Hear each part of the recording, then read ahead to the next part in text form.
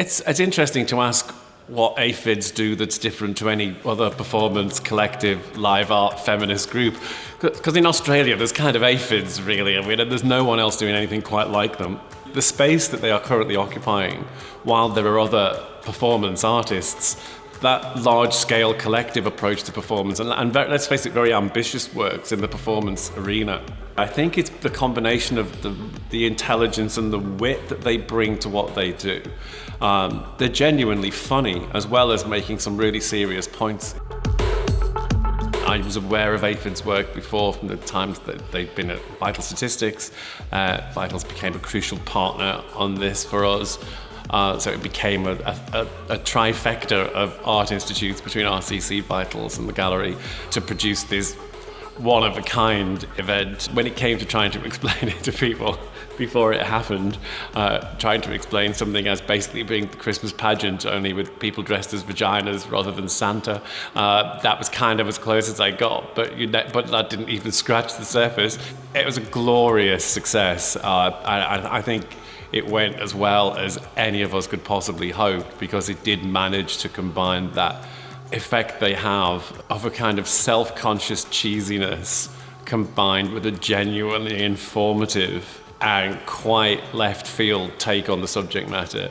And I really hope people go away and look up Baroness Elsa, and if they didn't know that Duchamp wasn't responsible for his own urinal. And it's the fact that stuff like that is just buried in there without making a big deal about it is what makes the piece so great, and the fact that we were able to incorporate stuff, an artist like Margaret Dodd into the mix, so it also engaged with local art making.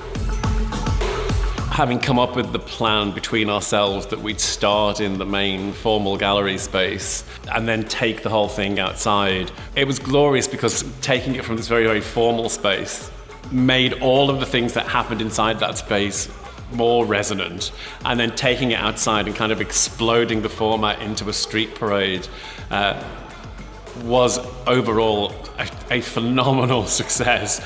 And I think the Terra Nullius moment for me was a great moment. You could only really do that as a street parade. Right through, everything that happened outside really took on a different life to what happened inside, and it all made total sense as a whole. And I think as a piece of performance, it was gloriously successful.